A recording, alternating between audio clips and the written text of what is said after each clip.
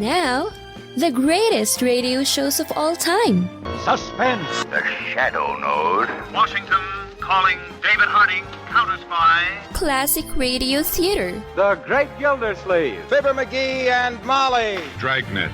Gunsmoke. The Lone Ranger. Now, step back into our time machine with your host, Wyatt Cox. Good evening, friends of the Inner Sanctum. Frank Lovejoy stars as reporter Randy Stone for the fictional Chicago Star in an episode of Nightbeat. This episode, number 13, was originally broadcast on March 6, 1950. Nightbeat.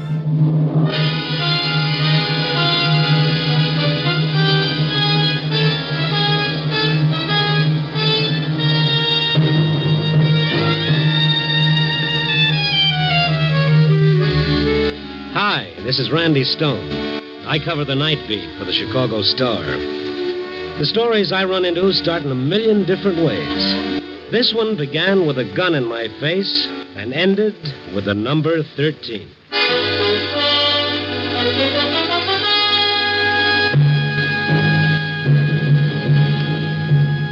Nightbeat, starring Frank Lovejoy as Randy Stone.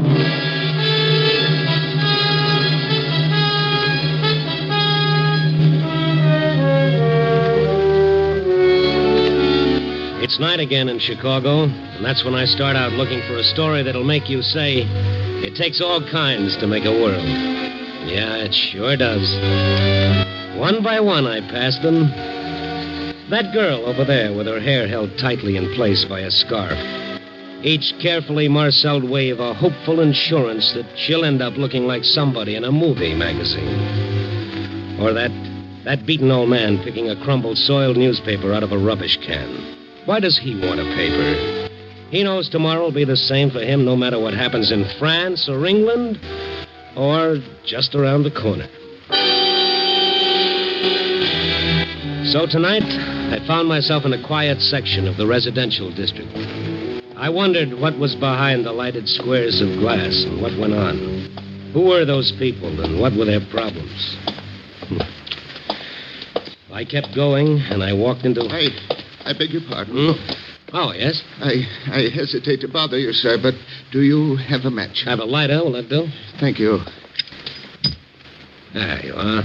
Oh, just a moment. Yeah. I am afraid I didn't get a light after all. What's the matter, Pop? Afraid to ask me for the touch? Here. Please, put your hands up. What? I'm not joking. I have a gun. Oh, I see it.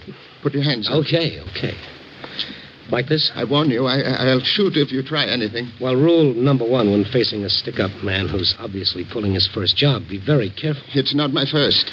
Oh, a hardened old offender, huh? Hand me your wallet. What, with my hands in the air? Put them down, but remember what I said now. Sure. Why is a nice-looking old man like you doing this? Stop talking and hand me your wallet. All right. Here. Now turn around. Face the wall.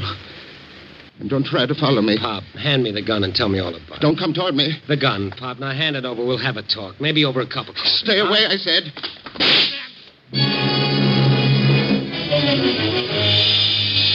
I should have had better sense.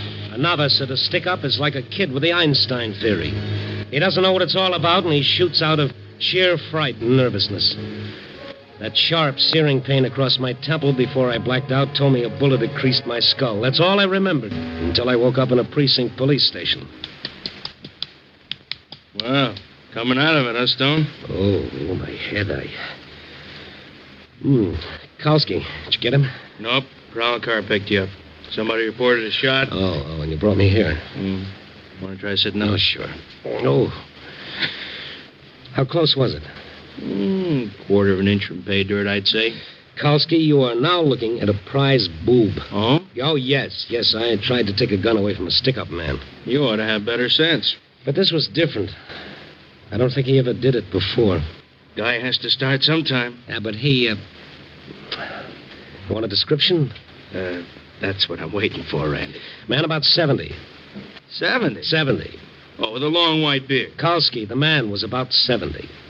A little over 5.5 feet. Sure. Name of Rip Van Winkle? For all I know, it might be. But when you find him, he'll have my wallet on him. Oh, and Kalski. Huh? He's nervous enough to take a shot at anybody. Next time, he might be able to hold a gun a little steadier and on target.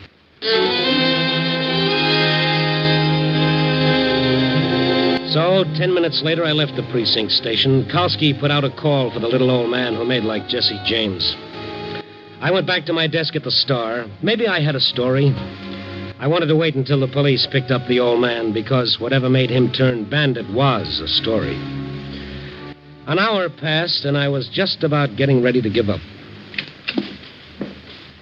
Oh, hi, Mr. Stone. Oh, hello, Larry. I didn't come in this time of night. You're almost always out. Larry, you don't know how close I was to that permanently. Hurt your head? Yeah. How? Well, I was wearing my hat with a feather in the band. Huh? Yes, I got mixed up in a badminton game.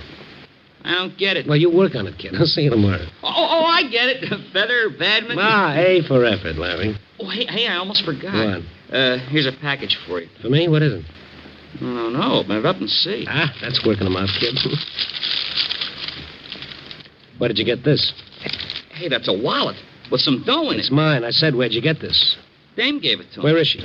Left, I guess. By the elevator? I guess so. Leastways, she was waiting for it when I... You sure it wasn't a man? I'm old enough to tell the difference. Oh, I stand here chewing the feather. Hey, what's going on? Hey, Mr. Stone. Larry, stay by the phone. Take down anything that comes in.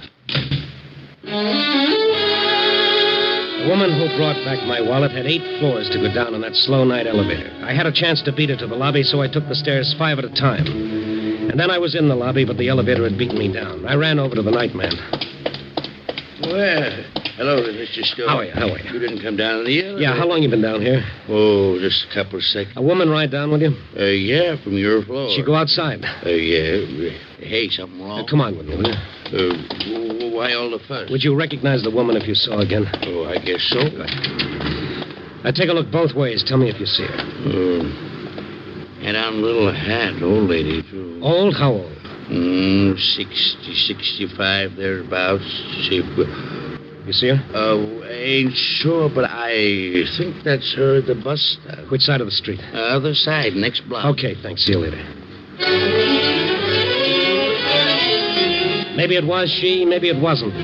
I hurried across the street just as a bus pulled up and took on a passenger. A little old lady wearing a little hat. I reached the stop as the bus was pulling away.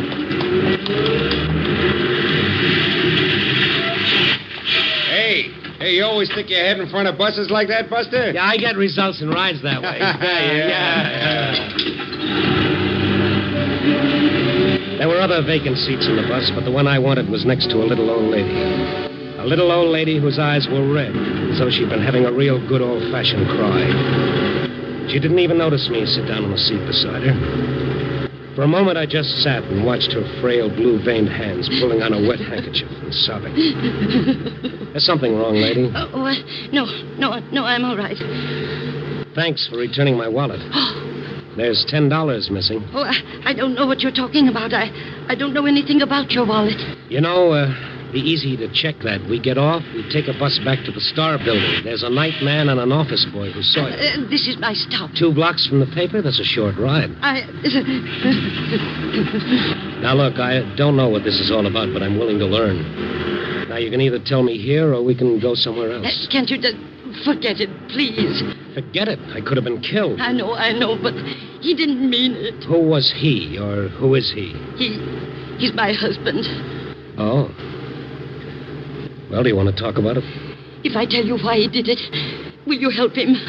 Look, let's get off this bus. We'll take a cab to... Well, where? I want to go home.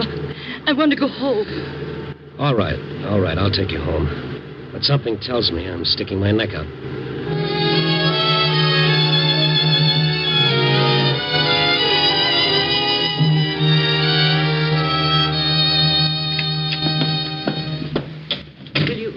Down, Mr. Stone. No, not right away. Is your husband here? No. All right, let's have the truth, Mrs. Benson. And why did your husband hold me up? It was the only way he could get the money tonight. Well, why tonight? We need $200 by tomorrow morning. Oh? Then why return my wallet to me with over $50 in it? Why didn't he keep it all? He needed just enough to... Enough for what, Mrs. Benson? I want to show you something. Then you'll understand.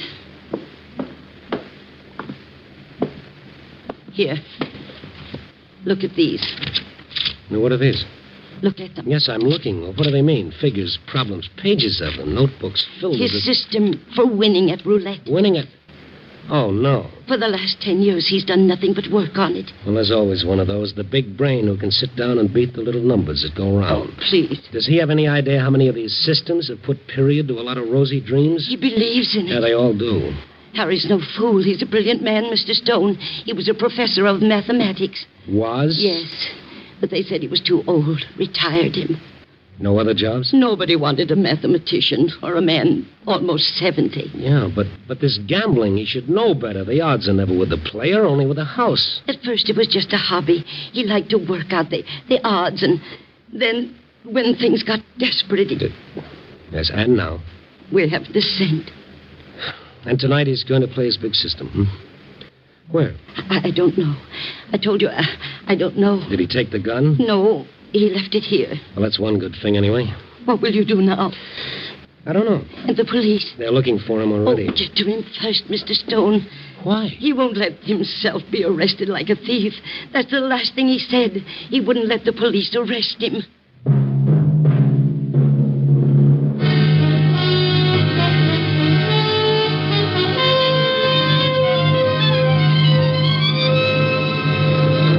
You are listening to Nightbeat, starring Frank Lovejoy as Randy Stone. From March 6, 1950, Nightbeat on Classic Radio Theater with Wyatt Cox. Are you suffering with arthritis or osteoporosis? Do you have diabetes?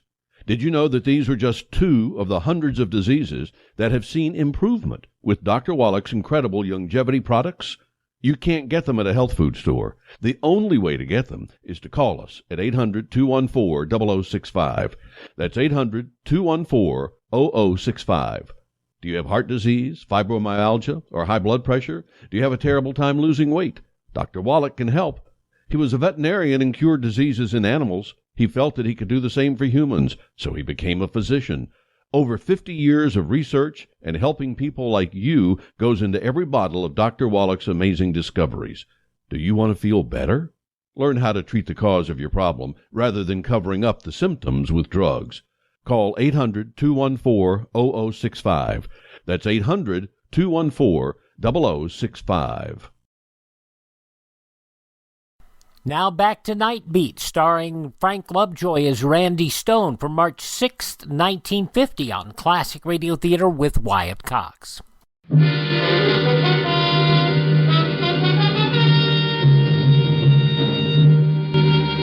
So there I had it, a little old ex-professor of mathematics with another system for beating an unbeatable game.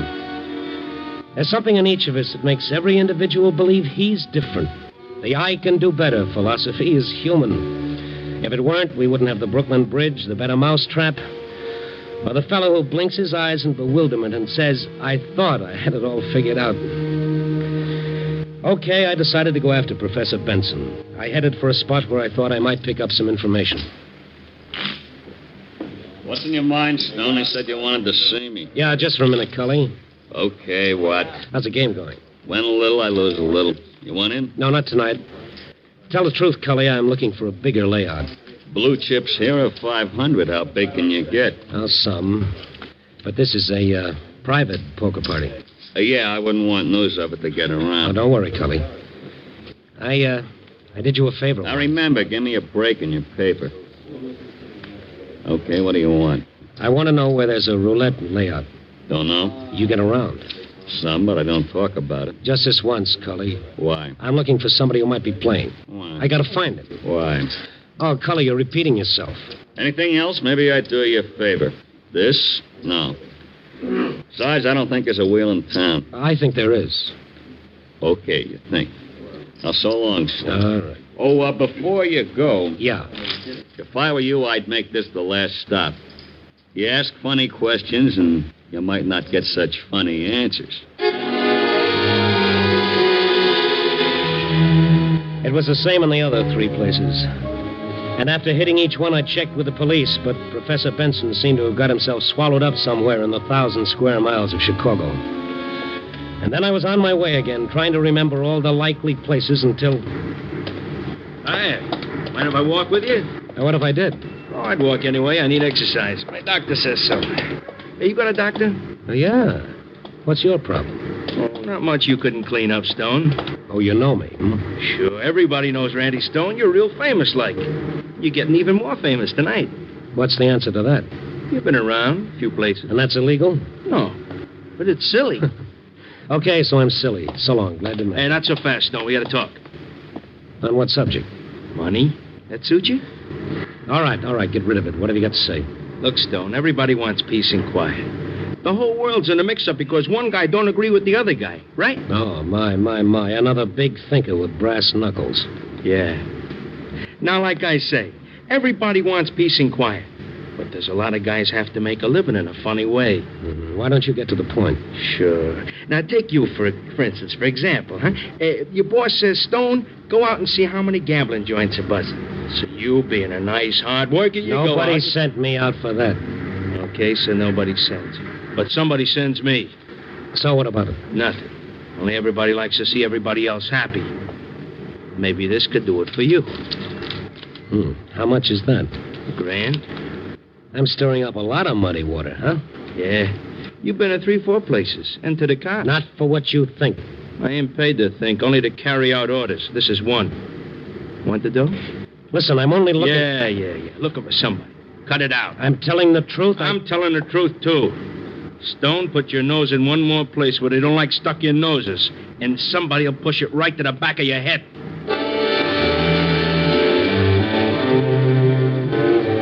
Sometime, somewhere, somebody said there's nothing like a quiet fireside complete with pipe and slippers. But can you make a career out of it? For that matter, can you make a career out of a hold-up, a creased skull, and a nasty little hoodlum? Well, I was trying to. And just to find an ex-professor who had a very common disease. I can't lose-itis. Okay, I'd try 1 or 2 more places, and then I'd quit.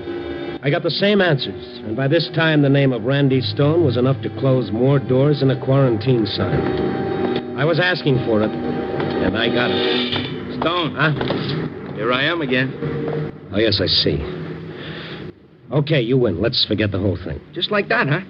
Over here, you guys. Brought some friends. I said you win. Let's forget it. Yeah, you was told. You didn't pay attention. Use your head, fella. Beat me up, and every newspaper in town will get the story. They'll really split things open. I got orders. Well, forget them. Go back and tell the guy... I got orders. Besides, you ought to be a good example to any other cookie who thinks he's a one-man vice squad.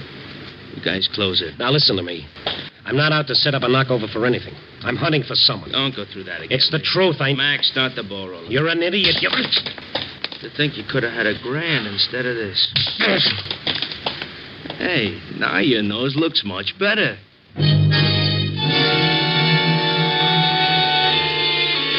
A professional working over is done with finesse. It's meant to stop just short of murder, but leave a nasty memory. When I came to, I was propped against a building in the alley, and the world at that moment was a bad place. And I was mad, and my anger was for the little professor with his system.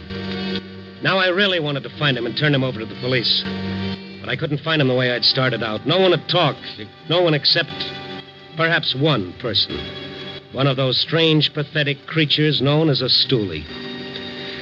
I cleaned myself up at the nearest washroom, grabbed a cab, and went to see him at a dirty, shabby rooming house. He was there. Look, Randy, you got yourself worked over already. What do you want from me, huh? Just a little information, Gus. Yeah, I know. Nobody comes to me except for that. Someday I'm going to buy a chicken farm and get out of this business. Yeah, now listen, you know everything that goes on in this town, within limitations. Yeah, I know plenty. But not everything. Well, most of it. I want you to find out something for me. Yeah? There's a roulette wheel somewhere. I don't know nothing. Oh, come on, Gus, come on. Randy, sir, help me. Hope to kiss a pig. Nothing. Don't be afraid, Gus. I'm not starting a cleanup. I just want to find someone. I know from nothing. For $50? Huh? $50. It ain't good, Randy. I done a lot of favors for the cops. They shoot square with me. They kind of see I don't get hurt, but you... This isn't a crusade. I want to find someone. You leveling, Randy? I'm leveling. Well, if you ain't, if anything happens, both of us could end up real bad in the red. I do a nice business. All right, just between you and me, Gus. Now, how about it? $75? Okay, 75. Now? I haven't got it on me. You know I'm good for it. Then send it to me, not bring it personally. All right. I'll send it to you. Uh-huh. Now, who do you want to find?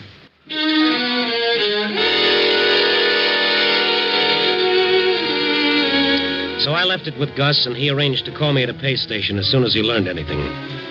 I waited in front of the phone for an hour, and then an hour and a half. And all the while I wondered what was happening with Professor Benson. The thing was building up in my mind. It'd be ironic if his system worked with my money. What would I do? What could I do? Whose money would it be? Then the call came through in the booth. Hello? Randy? Oh, yeah, Gus. Yeah, I got what you want, but you got to promise no knockover. No, I told you that. Okay. There's a little guy like you told me about. He's playing the wheel. Where? Remember the old Dixie Club? Yeah. Okay, there's a layout in the back. Everything from Pharaoh to one-armed bandits. All fancy. And he's there? Yeah. And Randy. What? You better get there quick. Why? What's the matter? We'll get all the skinny in just a few moments. March 6, 1950, Nightbeat on Classic Radio Theater with Wyatt Cox. And we'll also have an episode of Lum-n-Abner in our next half hour. But first, these important messages. Are you in bad pain? You know what I mean. Your knees hurt. Your shoulder hurts. Your elbow and back are constantly killing you. And I'm sure you've tried every pain pill or cream available at the drugstore. Am I right? Well, here's something you haven't tried. Pain Magic. Pain Magic is not available at any drugstore. The only place you can get it is by calling the special toll-free number I'm about to give you. And to make things even better, call right now and find out about our buy one, get one free offer. We're so confident it'll work for you that we offer a free bottle with your purchase. No prescription required. Call now to learn how you can get Pain Magic and get rid of your pain. Remember, your results may vary. 800-492-8164. 800-492-8164. 800-492-8164. That's 800-492-8164.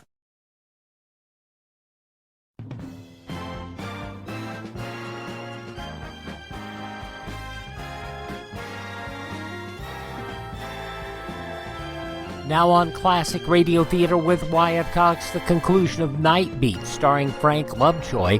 This was originally broadcast March 6, 1950. This guy's hotter than a $2 pistol, and the boys running the joint are getting cross with him. All right, I'll see you. Now hold it, What? will you? You gotta know how to get in. Yeah, that might be handy. How do I do it? Well, when you get to the door, just say, the name is McGrady, see? Yeah, McReady.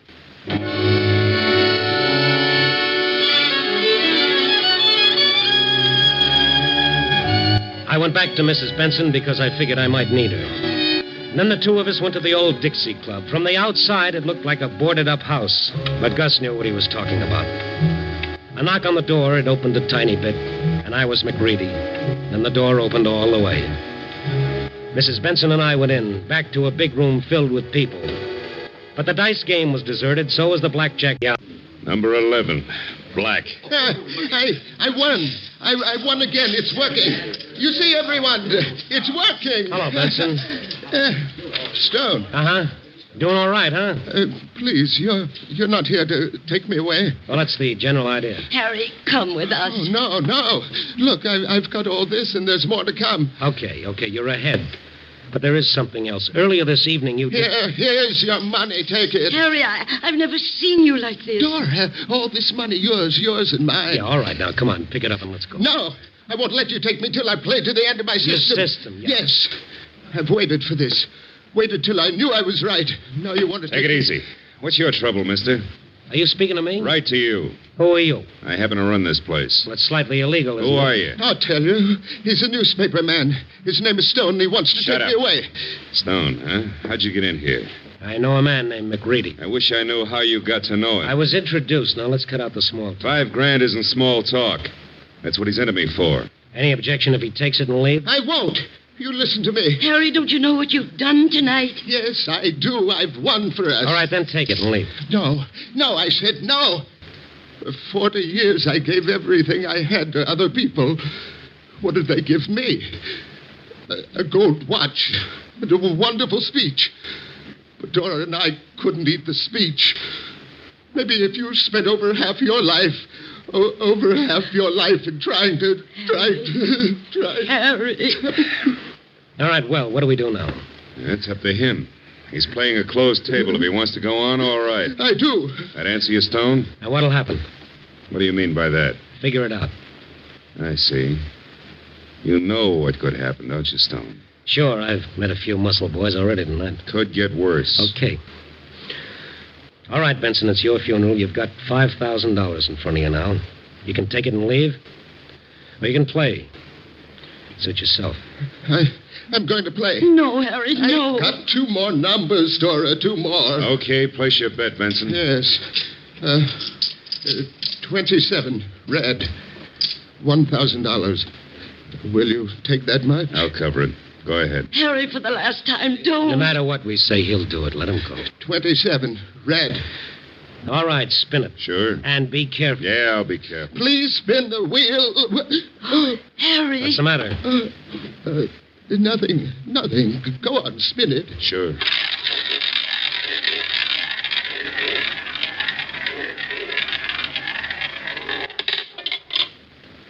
Number 27, red. You see, you thought I was crazy, but look at it. I've won again. Harry! Benson! Come on, help me get him away from the Take him into my office, will you? Get him away from here. I've got to play one more. Yeah, sure. You've got to play one more number. Give me a hand, somebody, please. That's it, thank you. Don't Come take on, me Benson. away. Please, Come on. Please. All right, on the couch. This way. You don't understand.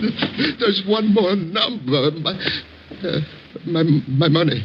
Where is it? It's at the table. Now, take it easy. No, my money. Somebody will steal it. It'll be all right. Dora, go back and get it. Dora, go I'll back. call for a doctor. No. Let me up. Let me... No, Harry, lie down. My money. Get it, Dora. Get it. All right. Get it. All right. Stay with him, Mrs. Benson. Don't let him up. Yes. Well? How much does he have coming? Including the last spin, 41,000. Can you cover? I'll cover. All right, cash these. Wait a minute. Maybe he wants to play some more. He's finished playing. Cash these. Okay. Eddie, get 41,000 in the safe and... No! Leave it there. What? Leave it there. What are you talking about? He wants to play it. Oh, he's crazy. Let me talk to him. No, he won't listen. He wants to play it to the end. He made me promise I would. What? Well, do you want to? I promised. All of it? Yes. Can you cover that much? Not at 35 to 1. 20 cents on the dollar, take it or leave it. Take it and I'll spin. Leave it and I'll close the wheel now. I'll play it. Oh, for the love of heaven, Mrs. Benson, there's $41,000 here. Do you realize you can lose? He said I couldn't. I bet he's got... I promised I'd play it on number 21. Oh, let me talk to him. Let me... No, I made a promise. Play it. 41,000 on number 21, red. Is that what you want? Yes. All right. A fair spin. A fair spin. And the last one. Go ahead, please. Go ahead. All right. 21, red.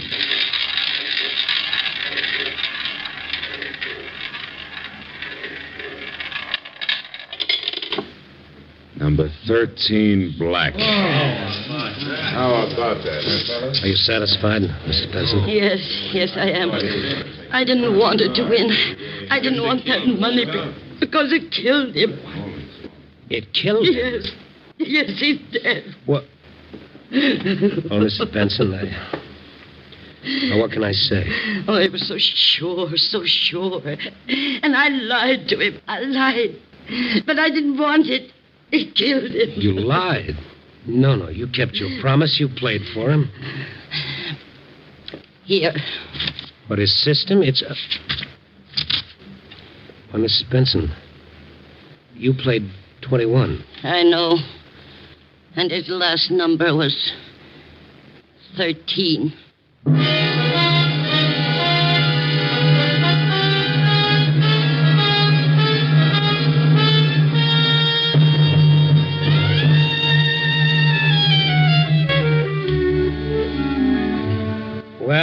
I sit back in the office, wondering, watching the lights go out and the dingy gray of dawn creeping through the streets. And somewhere out there is an old woman, a lonely old woman who could have had almost $50,000, but at the loss of something that no amount of money could buy back for her. The man who quit, well, he was ahead. Yep. Where there's a winner, there's a loser. That's the way it's been, and that's the way it'll always be. Oh, well. Copy, boy.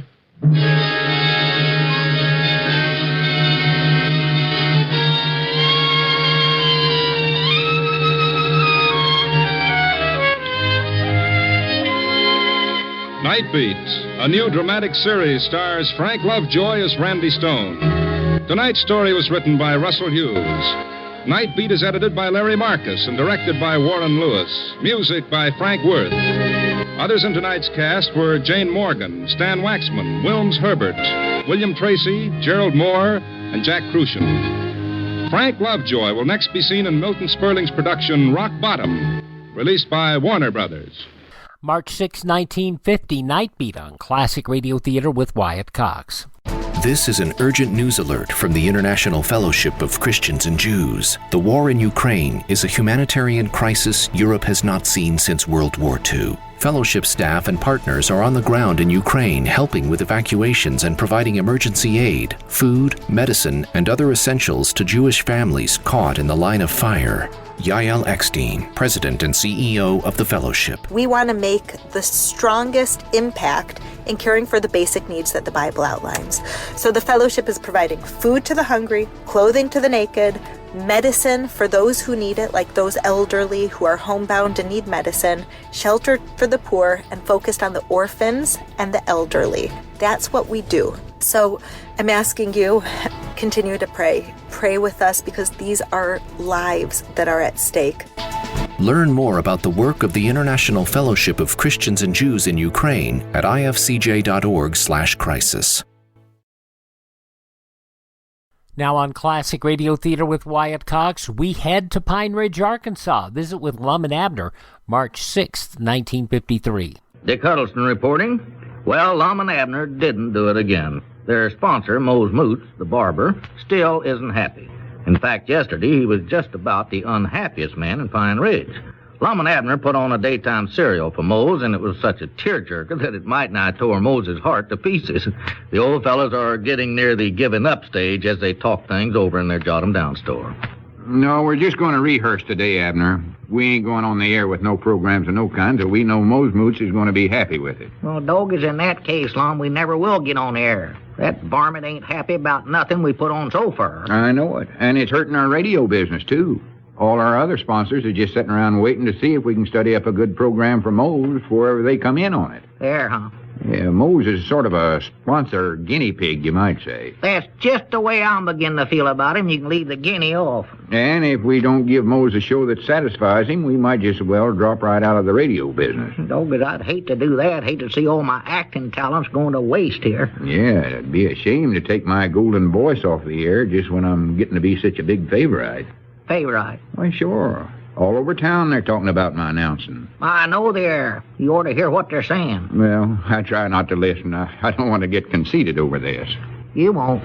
No, I reckon not. I'm pretty level-headed about such things. Yeah, if you ain't level-headed now, you will be. I've heard more folks say they're going to whop you on top of the head if you don't get off the air and start drowning out all them other programs. Oh, well, they'll get used to that. Quick as we get a lot of programs on the air, folks in Pine Ridge will like them so much they won't want to listen to them other shows. What is this program we're going to rehearse for Mose? Oh, it's called Pine Ridge Princess. Huh? It's sort of a contest among a bunch of women folks, and whichever one comes off the best gets to ask for something she'd rather have more than anything else, and then we try to get it for her. How in the world will that advertise Moses' barbershop? I don't know. That was Moses' idea. And he wanted to have the dad-blamedest idea in there. I'm mighty nigh ashamed to tell it to you. I talked him out of that, though. Good. What was his idea? Oh, he wanted us to get in touch with some circus or carnival and get hold of a bearded lady and let her get to be the Pine Ridge Princess for that day. A bearded lady? What in the world for her? Well, so when we asked her what she wanted worse than anything else, she'd say a shave at Mose Moots's barber shop. Hi, Doggins, that's a good idea. Why, Abner, that's the silliest thing in the world. Well, he'd shave her right out of a job, though, I'll say that for her.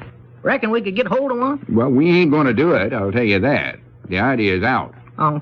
I told him he might know about the barbering business, but we know about the radio business, so just let us figure it out. Good for you. So I wrote out some scripts for this program, and me and you are going to rehearse it right now. Well, now, hold on, Lum. I ain't gonna be no princess. I can tell you that right here and now. Well, you don't need to be. I'm going to get a batch of women folks in here. One of them's going to be chosen as princess. You're going to be the announcer. Me? I thought you was the announcer, the feller that grins while he talks. Well, not on this show. I'm the Mister of Ceremonies. Ah. He's the fellow that sort of runs things, gets off all them smart remarks, and carries on, jollies the women folks. You gonna do that? Oh, I'm a natural for that. You know how I get along with the women folks, have 'em dying laughing half of the time. I never noticed it. Just my dynamo personalities, I reckon. I don't know what it is, hardly. Well, let's run over the scripts and see how it sounds. Is this me where it says announcer? Yeah. Oh. Just wish we had somebody around here that we could use for the contestants. Well, I'm going to be too busy being a golden voice announcer, Lum, to do that. I'll tell you. Howdy, character. Oh, Doggins, Lum, there's somebody we can use. Come in here, Cedric. Yeah, come here, Cedric. You can help us out here. Yeah. Well, I ain't got time now, Mr. Lum. I just come in to get a jar of peanut butter. Yeah, we'll give you the peanut butter later on. We need a princess right now. Mom? Yeah, Cedric, we want you to be a housewife. A housewife? Yeah. Well, do you think I'm the right type? Well, you'll do for now. Let's say it's your Mrs. Fremont of Hatfield. Well, all I want's a jar of peanut butter. Well, you get it, Cedric. Chunk style. All right, Abner, start reading your part there. Oh. Hello. This is the brand new Mose Moot Show, Pine Ridge Princess, coming to you from the glamorous setting of the Jot 'em Down store. Could I have my peanut butter? Quiet, Miss Fremont. And here's your Mister of Ceremonies, the man with the dominoes. Dynamo. Oh, Dynamo's personality, your fiend and mine. That's friend. Laughing Lum-n-abner. Hi there, everybody. And a special hi to the women of the Grand Council who are sitting here on our stage. Where? I don't see them. Of course not. This is just a rehearse. Oh. Could I have my peanut butter, please, Mom? Shut up, Miss Fremont. Abner, that ain't no way to talk to our candidate. Once again, we have a batch of candidates for the Pine Ridge Princess. Parks Peabody will bring them up to the microphone. Parks Peabody? Who's that? One of my relays? That's you. Huh? I give you a new name because, well, I don't know. Abner just don't sound like the name of a big-time announcer somewhere or other. Sounds sort of country. Country? Lum-n-abner, I've lived might nigh all my life right here in the city of Pine Ridge, and I've always used that name. Well, I thought a name like Parks would give the program a little class. Abner's a lot classier, I'll say that. And one of these candidates is going to have 24 gold hours here in Pine Ridge. Also a bunch of other junk. Now, here's our first candidate. All right, will you bring her up here, Parks Peabody? Huh? Come on, Cedric. And read your script. Oh, yeah. Mr. Edwards, this is Ms., ain't got nothing else wrote down here. Well, you're supposed to put in whoever's name it is there. Oh. I'll carry on from here. How do you do, madam? That's you, Cedric. Mom. Welcome to Mose Moots's Pine Ridge Princess. And what is your name? Cedric. No, your name's Miss Fremont. Don't you know nothing? Oh, I never knowed it was changed. It is. Well, we're surely glad to have you with us today, Miss Fremont. Where are you from? Oh, I ain't from no place. This is where I live, right here. Tell him you're from Hatfield. Oh, well, he'll never believe that. He knows better. Well, try him anyway. I'm from Hatfield. Well, good. Oh, but don't go. He believed me. Well, he's supposed to, Cedric. He's a Mister of Ceremonies. By the way, Abner, whenever Miss Fremont says Hatfield, why, we stop there and have a lot of hand clapping. Why? I don't know. That's just one of the rules of radio. Anytime anybody says the name of a hometown, everybody's got to clap their hands. All right, Miss Fremont, are you married? Mom. How many children do you have? Who, me? Well, Miss Fremont, it's been just awful glad talking to you. All right, Abner, bring up the next candidate. Cedric's the only one we got. Oh, yeah. In the regular show, we'll have a whole batch of women. Yeah. For now, we'll say Miss Fremont win the contest for Pine Ridge Princess. Well, good for Miss Fremont. Oh, what's she do now, Lum? Well, just stand there while I say some more junk here. Oh. Parks Peabody, has the Grand Council chose the princess? Yes, they has. Well, good. Folks, this is the big, exciting moment of the whole show. So just hold on to your hats. All right, who is the winner, Parks Peabody? The winner is Mrs. No name down here. Well, put in Miss Fremont's name. Oh, the winner is Mrs. Fremont of Hatfield. Congratulations, Mrs. Fremont. Parks Peabody, get the princess ready for the big crowning. Yes, sir, Laughing Lum Edwards. Here, Mrs. Fremont, put on this crimson velvet kimono. Oh, now, just wait a minute. You got to put it on, Cedric. That's what the script says. Oh, for God's sake, I feel silly. Well, you look silly, to be honest. That's fine. Now, crown Miss Fremont, Parks Peabody. All right. Oh! So hard, Abner. Careful with that crown. I believe that crown's a little big, comes clean down over his eyes. And now for the exciting moment. I now pronounce you Princess Cedric, Princess of Pine Ridge. Hooray! Hooray! Princess Cedric, you are now the happiest lady in the land. Emma? Today you will ride in a streamlined buggy rented from Ira Hodgkin's liver stable.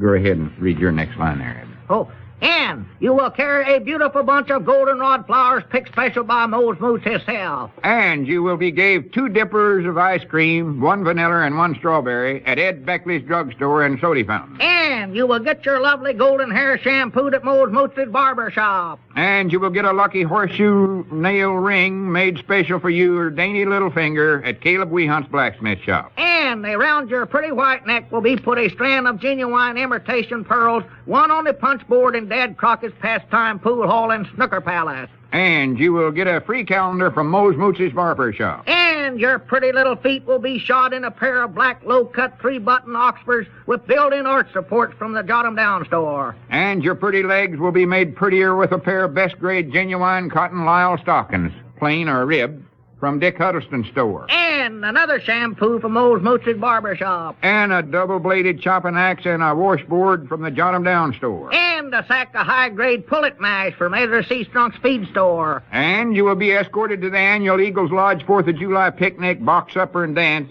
if it's held this year, by Lum Edwards. Oh, 'cause that's a long way away. Again, she gets a look at me. She'll wait. Yeah, we'll give her time to think up an excuse anyway. And when you go to this dance, you will be all got up in a lovely checkered Mother Hubbard made by the Women's Sewing Circle. And another shampoo at Mose Moose's barber shop. After dancing with you, she'll need it. And to top it all off, Princess Cedric, you will be taken on a sightseeing trip all over Pine Ridge. And now, Princess, I'm going to ask you the question everybody's waiting for me to ask you. Hot dog. Princess Cedric, what do you want more than anything else in the whole world? Oh, a jar of peanut butter. Huh? Chunk style.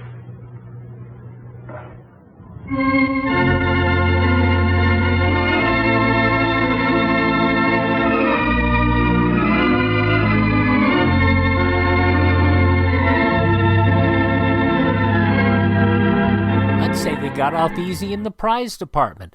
March 6, 1953, Lum-n-Abner on Classic Radio Theater with Wyatt Cox. Thanks for making us a part of your day. Visit my webpage, classicradio.stream, where you can stream our shows on demand, learn more about classic radio collecting, and contact me, classicradio.stream. Don't forget that you can hear our programs on demand through iHeartRadio, Spotify, Spreaker, TuneIn, all sorts of places, including Apple Podcasts. Just search for Classic Radio Theater with Wyatt Cox. Please thank this radio station, support their advertisers, tell your friends the great radio shows are right here at this spot on the dial. Classic Radio Theater with Wyatt Cox on your favorite radio station.